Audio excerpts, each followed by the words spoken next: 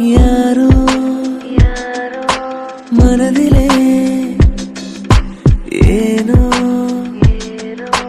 கனவிலே.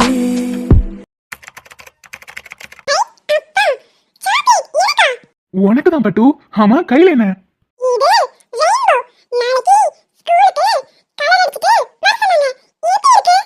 சூப்பரா இருக்குடி தங்கம். வானத்துல இருக்கிற ரெயின்போ விட இந்த ரெயின்போ தான் ரொம்ப அழகா இருக்கு. அடி சொல்லிருந்தா நான் கலர் பண்ணி கொடுத்துருப்பேன்ல. எப்படி இருக்கு பாரு. இதுக்கு என்ன குறைச்சல்? என் பட்டு சூப்பரா வந்திருக்கா. நீ இப்படியே கொண்டு போய் கொடுடி தங்கம். ஏய், சாக்லேட்லாம் இப்ப சாப்பிடக்கூடாது. மார்னிங் சாப்பிட்டுக்கலாம் கொடு. அதெல்லாம் ஒண்ணு வேணாம். நைட் நேரம் சாக்லேட் சாப்பிடக்கூடாது. முதல்ல கொடு. விடுங்க பிரியா, கொஞ்சமா சாப்பிட்டா ஒண்ணும் ஆகாது. எல்லாம் நீங்க கொடுக்குற இடம் தான். வர வர ஓவர் பிடிவாதம் பிடிக்க ஆரம்பிச்சிட்டா. அட விடுமா. அடே நீ என்ன உன் மகளுக்கு மட்டும் வாங்கிட்டு வர, உன் பொண்டாட்டிக்கு எதுவும் காணும்?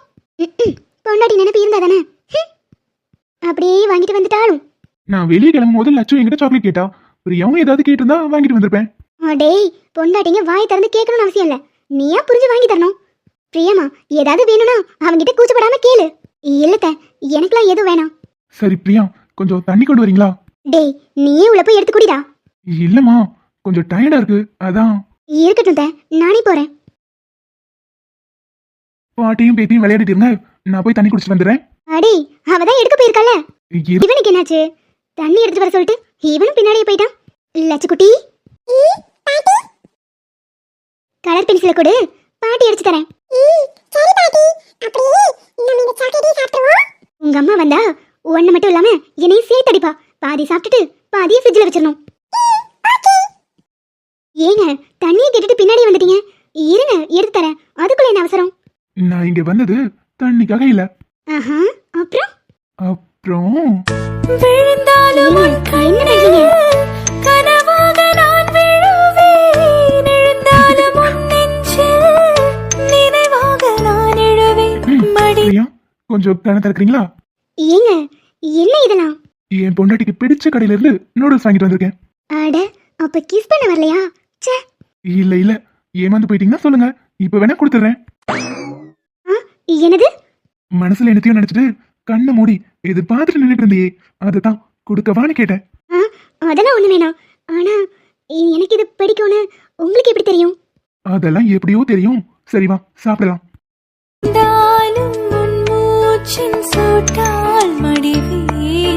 பிறந்தாலும் உனையேதான் மீண்டும் சேர்வேன். இனி ஃபேவரட் ரெஸ்டாரண்ட்ல இருந்து வாங்கிட்டு வந்திருக்கீங்க. இதெல்லாம் உங்களுக்கு எப்படி தெரியும்?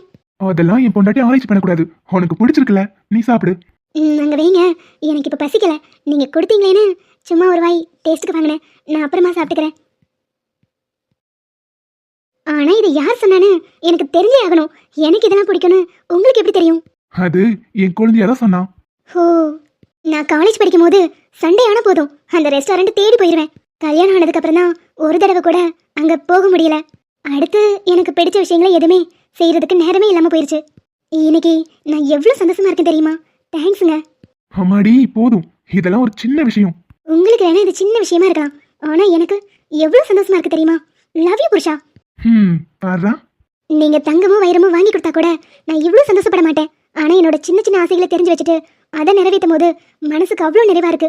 உங்களை மாதிரி ஒரு அன்பானவர் கிடைக்கிறதுக்காக தான் என் வாழ்க்கையில இவ்வளவு பிரச்சனைகள் வந்துச்சோ என்னமோ தெரியல. ஐயோ பிரியா, ஓவரா போகலாதீங்க. சரி விடுங்க, அதை எடுத்து க்ளோஸ் பண்ணி வச்சிருங்க, அப்புறமா சாப்பிட்டுக்கலாம். அப்படியே என் ராக் ஸ்டாருக்கும் கொடுத்துருங்க. அதானே, எப்படி இருந்தாலும் உங்களுக்கு உங்க மகதான் இம்பார்ட்டன்ட், அப்படிதானே? அது என்னமோ உண்மைதான். கடன் வாங்கி நான் வாழுவே, தவமின்றி கிடைத்த வரமே, இனி வாழ்வில் எல்லாம் சுகமே. என்ன அதி திடீர்னு வீட்டு பக்கம்? அது ஒண்ணு இல்ல, எக்ஸ் லவரை பார்க்காம இருக்க முடியலையா? நாங்க இங்க வந்ததுக்கு அப்புறம் உங்க ரெண்டு பேரோட பஞ்சாயத்து முடிஞ்சிருக்கும்னு நினைச்சேன். இன்னும் ரெண்டு பேரும் மாறவே இல்லை போல. அவ சும்மா வளர்றா. ரகு, நீங்க எதுவும் தப்பா நினைச்சாதீங்க. சேச்சா, அதெல்லாம் இல்ல ஆதி. என்ன திடீர் விசிட்? நீங்க ஊருக்கு புதுசு, அவளுக்கும் அப்படிதான். அதனாலதான் ரெண்டு பேருக்கும் வீடெல்லாம் கம்ஃபர்ட்டா இருக்கா, ஏரியாலாம் எப்படி இருக்குன்னு கேட்டுட்டு போலான்னு வந்தேன். ஏரியா நல்லா இல்லைன்னா சுத்தம் பண்ணி கொடுக்க போறீங்களா என்ன? எல்லாமே கம்ஃபர்ட்டா தான் இருக்கு. பக்கத்துலயே அதிதிக்கு ஸ்கூல் இருக்கு. அது மட்டும் இல்ல, இவளை தனியா விட்டுட்டு போறமேன்னு கொஞ்சம் பயம் இருந்துச்சு. இப்ப அதுவும் இல்ல. அட ஆமாடா, வினோத்தோட வீடு இங்கதான் இருக்கு. ஸ்வேதா கூட என்கிட்ட நல்லா பழகிட்டா. ஓ, நீ ஸ்வேதாவை மீட் பண்ணியா? ஆமா ஆதி, ஆனா பாவம் அவதான். என்ன சொன்ன? பாவமா? புரியலையே. சிச்சி, பாவம் நான் சொன்னேன், நல்ல பாசமா இருக்கான்னு சொல்ல வந்தேன். இல்ல இல்ல, நீங்க ஸ்வேதா பாவம் தான் சொன்னீங்க. என் காதுல கூட கேட்டுச்சே. ஏங்க இப்படி உளறிட்டேனே, இப்ப எப்படி சமாளிக்கிறது? அதான் உளறிட்டியே, இனி வேற வழியே இல்ல, சொல்லிதான் ஆகணும். இவங்க கிட்ட சொன்னாவது ஒரு தீர்வு கிடைக்குதான்னு பாப்போம். என்னன்னு கேட்டு நித்யா. அது ஒண்ணும் இல்ல ஆதி, ஸ்வேதாவுக்கு ஹார்ட்ல ஒரு சின்ன ஹோல் இருக்கு. என்ன? ஸ்வேதாக்கா? எனக்கு ஒன்றும் புரியல டாக்டர், என்ன சொல்றீங்க?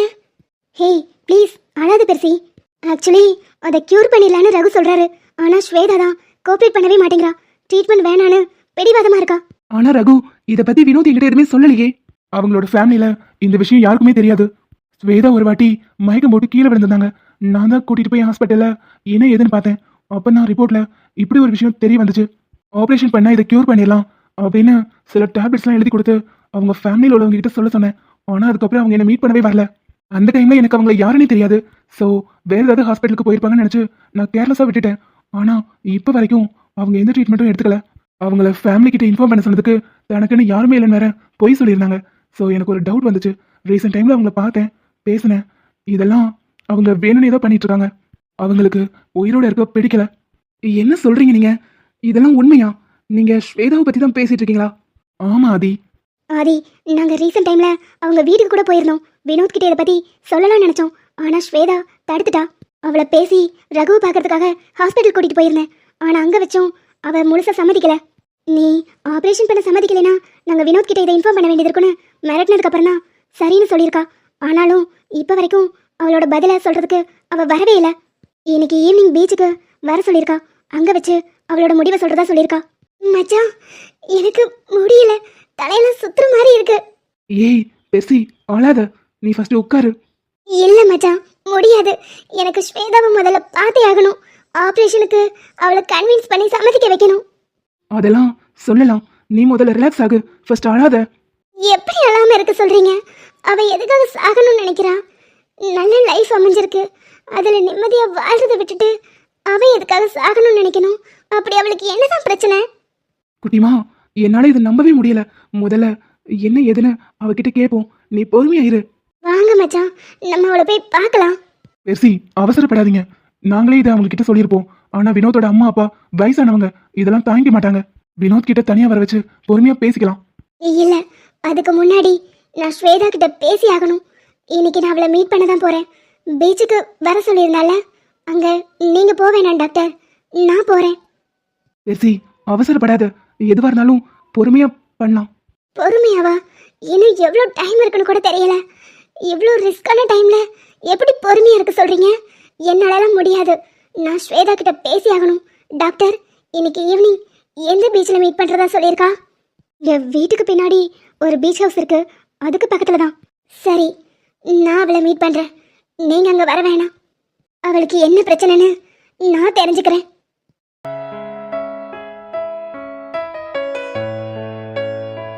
என்னாச்சு? எதுக்காக திடீர்னு தனியா மீட் பண்ணணும்னு சொன்னேன்? ஏன் நான் உங்களை தனியா மீட் பண்ணக்கூடாதா? கூப்பிட்டா வரமாட்டீங்களா என்ன? இதெல்லாம் என்ன பேச்சு பெர்சி? சரி, என்ன விஷயம்? ஃபர்ஸ்ட் அதை சொல்லு. இப்ப எதுக்குங்க அவசரப்படுறீங்க? நான் சொல்றத கேட்க கூடவா உங்களுக்கு டைம் இல்ல? சரி, என்ன விஷயம் சொல்லு. ஏன் வினோத், நம்ம 2 பேரும் உயிருக்கு உயிரா காதலிச்சோம்ல? இப்ப எதுக்கு அதை பத்திலாம்? இதெல்லாம் தேவையில்லாத பேச்சு. பழசு எதுவும் ஞாபகப்படுத்த வேணாம். நான் ஞாபகப்படுத்தலைங்க. ஆல்ரெடி உங்க மனசுக்குள்ள அதுதானே இருக்கு. எனக்கு புரியல, என்ன சொல்ல வர? சரி, நான் சுத்தி வளைச்சு பேச விரும்பல. நீங்களும் நானும் காதலிச்சோம். நம்ம 2 பேரும் விதியால பிரிஞ்சிட்டோம். இல்ல இல்ல, ஸ்வேதா செஞ்ச சதியால பிரிஞ்சிட்டோம். பெர்சி, வாய மூடு. நடந்து முடிஞ்சதை பத்தி பேச வேணான்னு சொன்னேன். எனக்கு பேச வேண்டிய அவசியம் இருக்கு. நான் சொல்றத பொறுமையா கேளுங்க. எனக்கு இதெல்லாம் கேட்கறதுக்கு விருப்பம் இல்ல. நான் கிளம்புறேன். அது எப்படி நீங்க கிளம்ப முடியும்? நீங்க என்ன லவ் பண்ணது உண்மைதானே? பதில் சொல்லுங்க வினோத். ஏய், என்ன பதில் சொல்லணும்? ஆமா, நான் உன்னை லவ் பண்ணது உண்மைதான். ஆனா இப்ப என் மனசுல எதுவும் இல்ல. அது எப்படிங்க? அது எப்படி? எல்லாத்தையும் அவ்வளோ சீக்கிரத்துல மறந்துட முடியுமா என்ன? நான் தான் உங்க மனசுல இப்பவும் இருக்கேன்னு எனக்கு நல்லா தெரியும். உனக்கு என்ன பைத்தியம் பிடிச்சிருச்சா? நீ இப்படிலாம் பேசக்கூடிய ஆள் இல்லையே. திடீர்னு இப்படிலாம் வந்து பேசுறேன்னா எனக்கு ஒண்ணுமே புரியல பெர்சி. ஆனா ரொம்ப தப்பா இருக்கு. வேணாம்.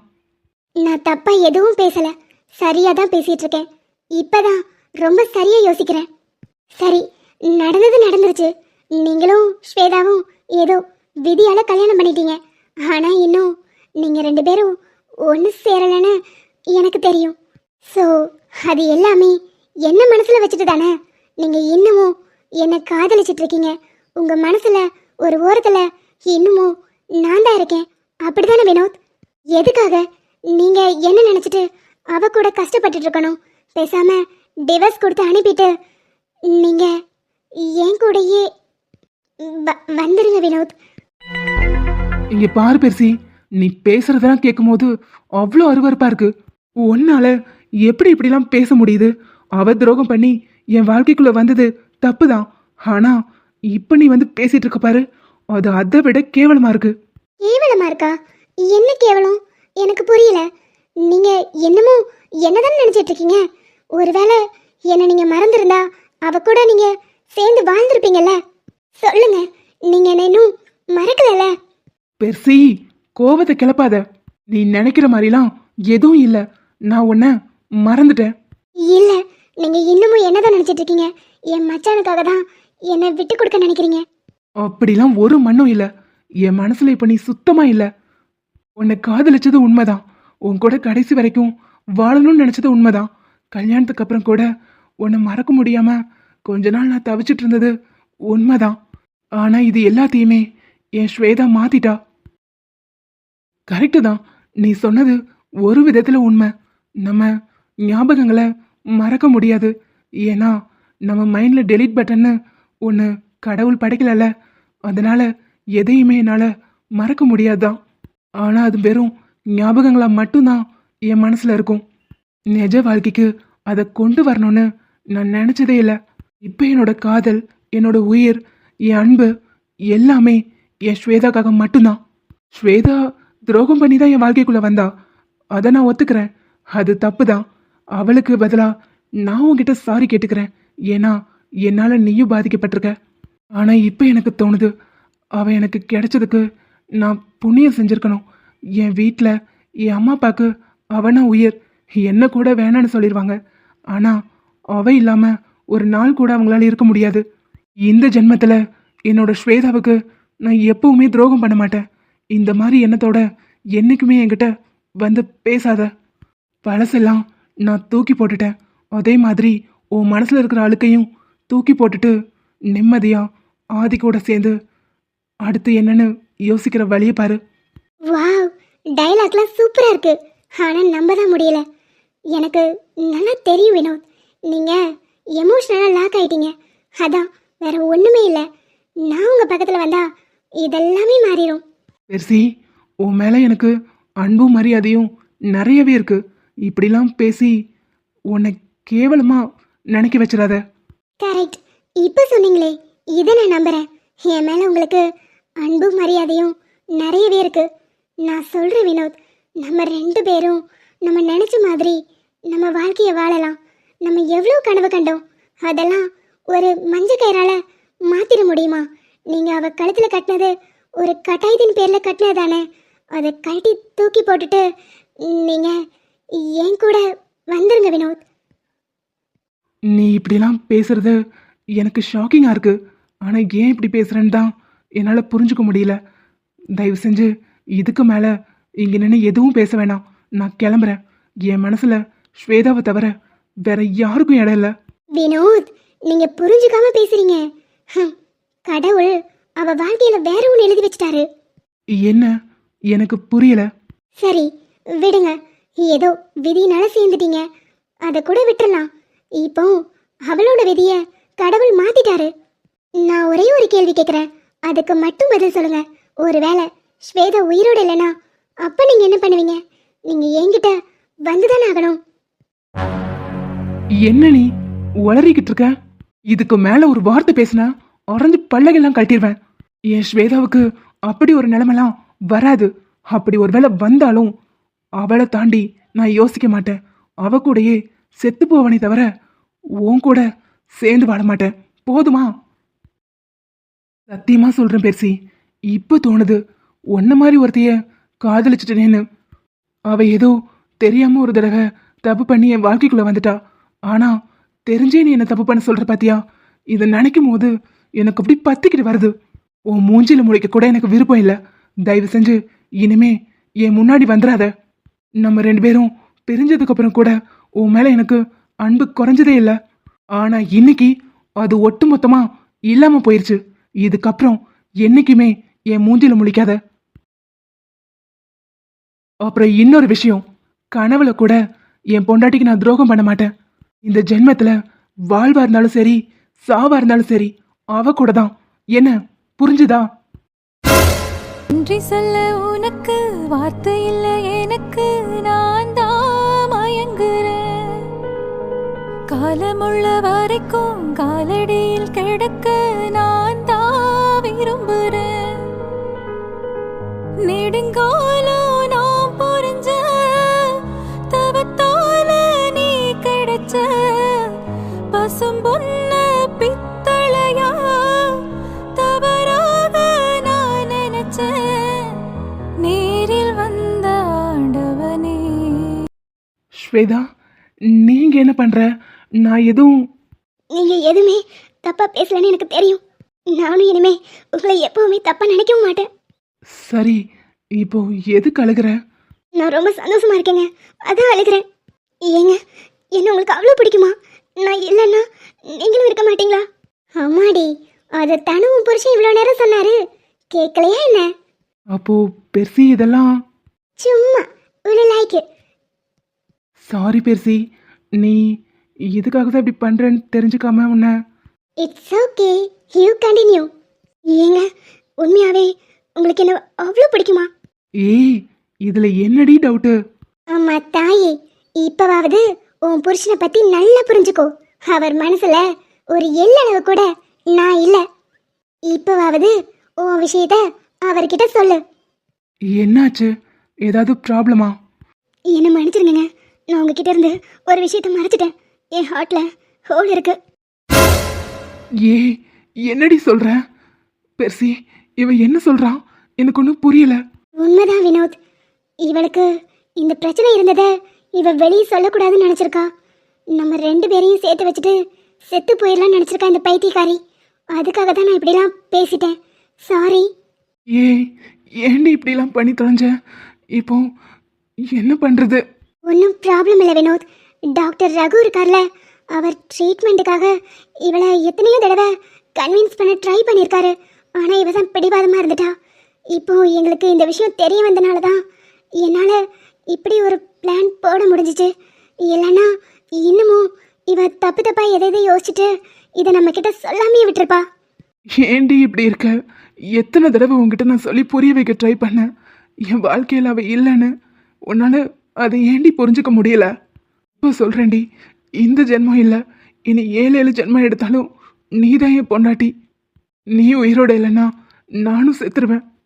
ஐ லவ் யூ ஸ்வேதா, புரிஞ்சுக்கோ. எனக்கு புரிஞ்சிருச்சுங்க. நான் உங்கள் கூட சேர்ந்து வாழ ஆசைப்படுறேன். நான் கண்டிப்பாக ட்ரீட்மெண்ட் எடுத்துக்கிறேன். சாரி வினோத், இவ்வளோ நாள் இதை நான் மறைச்சதுக்கு சாரி. நிஜமா தானே? உண்மையாகவே நீ ட்ரீட்மெண்ட் எடுத்துப்பல்ல? நான் உன் கூட சேர்ந்து வாழணும் ஸ்வேதா. ம், சரி. ஊரறிய உனக்கு மாலையிட்ட பிறகு ஐ லவ் யூ டி. I love you so much. I love you too Vinod. என்னுடைய மனசும் ஒன்றாய் சங்கமோ. ஹலோ ஹலோ, இதெல்லாம் வீட்டு போய் பண்ணுங்க பாஸ், இது பீச்சு. சாரி, நீ இருக்கிறத நாங்கள் மறந்துட்டோம். ஆஹா, அதான் நல்லா தெரியுதே. சரி சரி, நீங்கள் 2 பேரும் கிளம்புங்க. சாரி பெர்சி, இதெல்லாம் பிளான்னு தெரியாம நான் உன்னை நிறையவே திட்டிட்டேன். அதெல்லாம் ஒன்றும் ப்ராப்ளம் இல்லை. நீங்கள் 2 பேரும் சேர்ந்து ஹாப்பியாக இருங்க. எனக்கு சீக்கிரமாக ஒரு குட்டி பையனும் இல்லை ஒரு பொண்ணும் பேத்து கொடுத்துருங்க. ஏய், இன்னும் என்ன அழுதுட்டு நிற்கிற? வா போலாம். முதல்ல உன்னை ஹாஸ்பிட்டலில் சேர்த்து இதை சரி பண்ணணும். அப்புறம் ஹலோ ஹலோ, மிச்சத்தை வீட்ல போய் பேசுங்க. எப்பப்பா இவங்களை சேர்த்து வைக்க வந்தா கண்டதெல்லாம் நான் கேட்க வேண்டியது இருக்கு. சரி சரி, ஏய் வாடி. ஆ